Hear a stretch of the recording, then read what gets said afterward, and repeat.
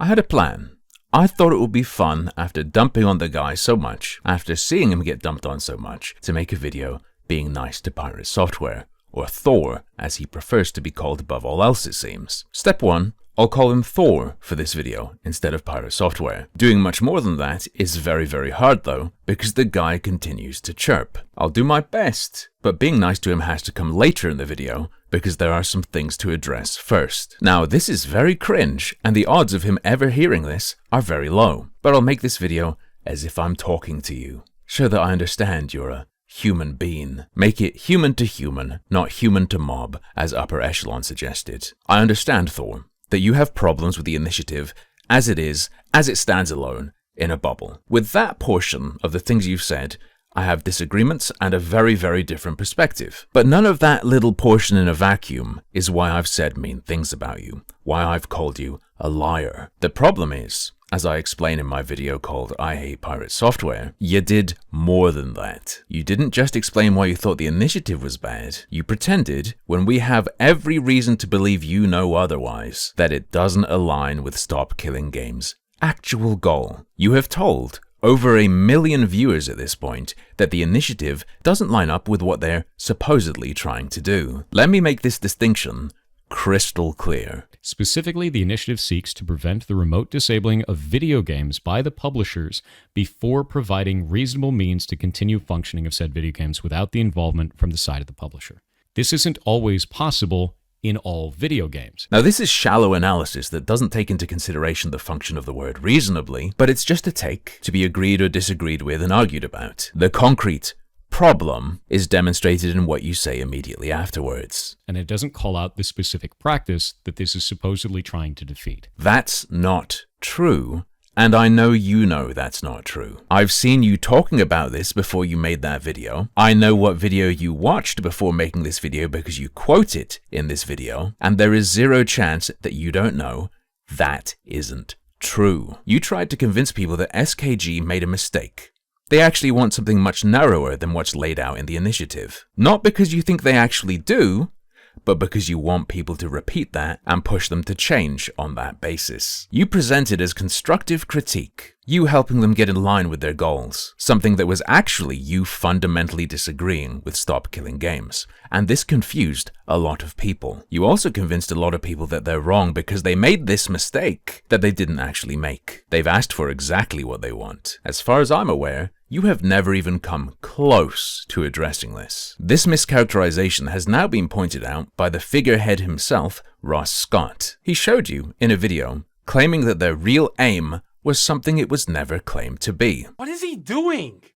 It needs to be specific about the business practice it's trying to defeat, which is specifically companies that are doing this under the guise of it being a single-player game, but adding online-only functionality that is not necessary and doesn't add any gameplay elements. That's the problem. No, that's not it at all. It could not be any clearer at this point. And yet, today, you're still running with this story. With respect, I hope the initiative gets everything it asked for, but none of what it wanted. You have committed to continuing to spread this narrative you know is false. That is a lot more than just disagreeing with the initiative and Stop Killing Games. You are perpetuating the very lie that Ross Scott, gentlest, most conflict-averse man on the internet, felt he had to make a call-out video to counter. It is not true that the initiative is one thing and they're trying to do something else. But it's beneficial to your side that people think that. Who's gonna side with the bumbling idiots, dangerously pushing for something they don't actually want? Now, one might say, over 1 million people, actually, but they didn't until this misrepresentation was addressed, did they? Which brings us to a narrative you don't like. The most interesting narrative is that my videos somehow killed the initiative. This graph shows that the initiative already had a downward trend in interest when my videos dropped.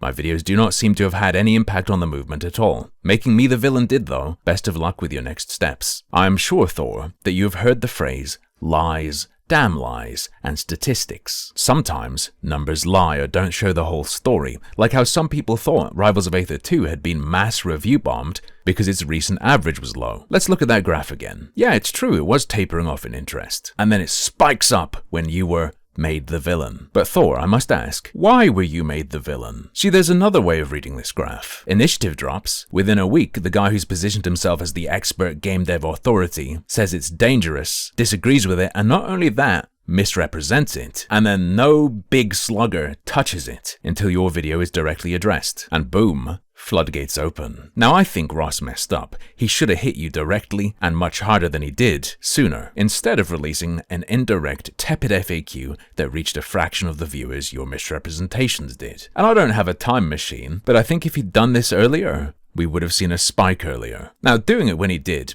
the hate against you has certainly helped. You being the internet's villain has been a boon, but it's not his fault. You've acted villainously. And another thing about the graph. Charlie weighing in is marked on there. His support was significant. The video itself got a lot of views and people will talk about what he talks about. And he did specifically cover what I talked about earlier. Ross is correct. This has nothing to do with just single-player only games that require an online connection, that when the online connection is severed, you lose access to the game. Like, yeah, that is included in all of this, but that's not like what the whole movement is about. And for some reason, Pirate Software is stun-locked on that, like fixated, as if that is the actual like meat and potatoes of Stop Killing Games. They need to be more specific in their language about it being single-player, always online connectivity games. When that's just not what it's about. Like, they're not being specific about that because that is not what they are specifically targeting. He was much nicer about this than I was. And Thor, I would suggest if Charlie completely, fully understands something and you don't, maybe you should take some time to look at yourself. Because if you don't, this might happen. A follow-up that I must mention garnered more views than the original video. Why'd this video happen, Thor? Could it have something to do with the tweet used as a thumbnail? The one where you saw fit to name drop him, but not to address the one reason he was talking to you for. I'm not going to leak DMs or really go in depth on our private conversation, but the point of me reaching out to him was to talk about his refusal to acknowledge that he did, maybe unintentionally, misrepresent Stop Killing Games, and it led to a just shy of 2 hours, like, circular argument that ultimately got us nowhere. He was more focused on his qualms with Stop Killing Games and really liked to challenge me to prove him wrong about some of his hang-ups with it.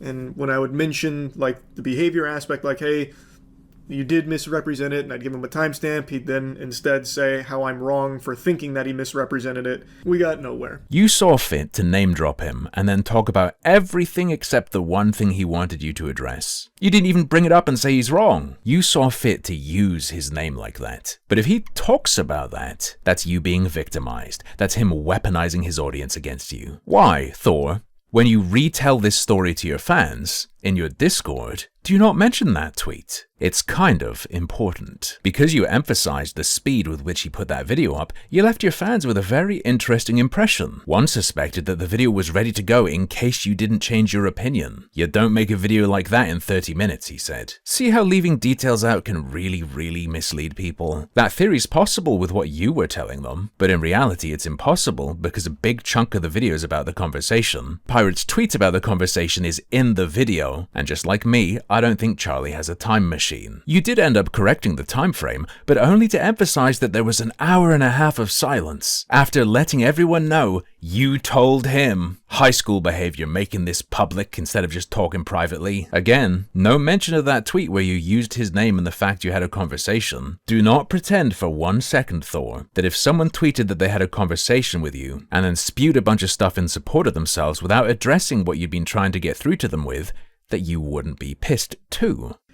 And then he uses our conversation at the start of this for something that was not even the focus. I was not there to try and convince him to be part of Stop Killing Games. That's about as hard as Charlie goes in on you for using the conversation. I don't think you would have been as gentle. And do not pretend that you didn't make it into a public matter first. He was not just making a call-out video after a private conversation only. Funny little extra nugget. You remembered that tweet when it was useful in a different context later, didn't you? People were talking about insults and you jumped in to say, yeah, I did insult Ross, but I apologized. See, I said, if you're mad at me for being a dick, I get it. and I'm sorry for that. I shouldn't have done it. Okay, Mr. Precision, you honestly don't get why that ticked people off? Now with that out of the way, I'm going to be nice. I'm willing to believe that horrible things have been done to you, and you seem to want that acknowledged and condemned. I know that I'm nobody and I'm not the guy you want doing it, but you can take this as a little consolation prize, a little comfort blanket to hold on to.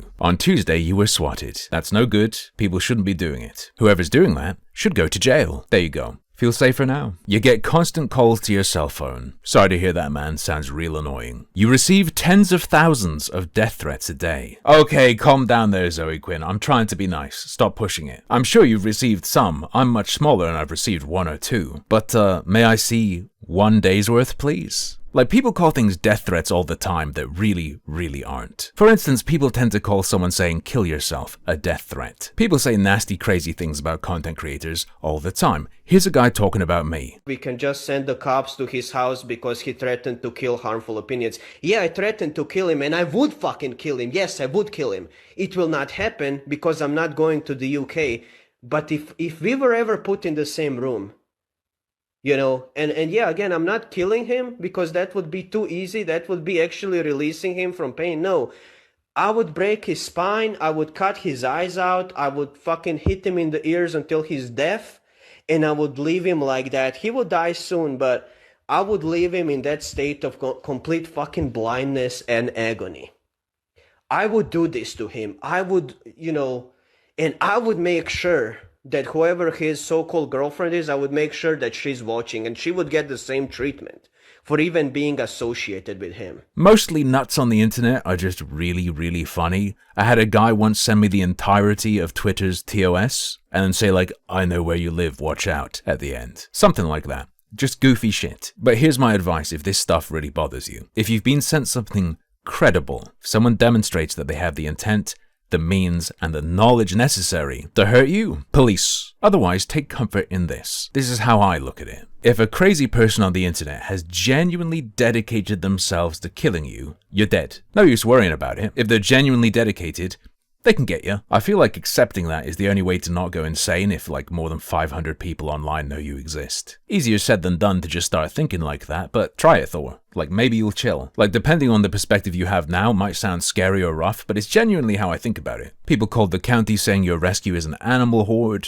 Yeah, if they don't have evidence or credibly believe that, they shouldn't be doing that. You're being called a pedophile, zoophile, rapist, corporate plant, degenerate, narcissist, nepo baby, and many others. I'm gonna go ahead and say some of those aren't like the others. But yeah, welcome to the club, man. They attacked all of the accomplishments over my life despite physical evidence to prove the contrary. People did this on the internet?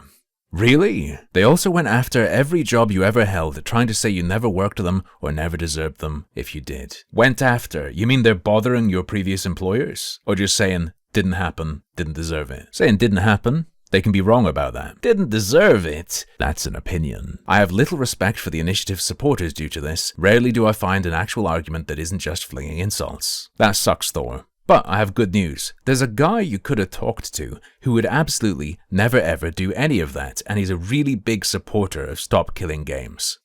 You might have heard of him. He's called Ross Scott. But of course you couldn't talk to him because politicians like easy wins is a dangerous line of thinking. So it's a line of thinking now. It's thoughts about how things are. You understand now it's not a tactic like you said in your video, but a line of thinking that would apply to literally anything they were trying to present. And even that, you know, forget the swatting and stuff, even that's too dangerous a line of thought to engage with such a person. Do you see why your gamer gatification of Stop Killing Games isn't going so well? And one last thing you should understand about the nature of the internet and its many commenters. If you build your presence online on how you look, people are gonna call you ugly. If you build your presence on authority and credentials, people are gonna attack that. It's gonna happen, consumer advocacy movement or not. And because what you're putting online is media, I don't think commentary on it should be restricted. If you don't want people hitting you, don't make you the thing you're projecting onto the internet, because then it's fair game. Hit 'em back, by all means. But you don't get to use human shields, even if that human shield is you. The alternative is content creators as untouchable gods. Maybe you'd like that.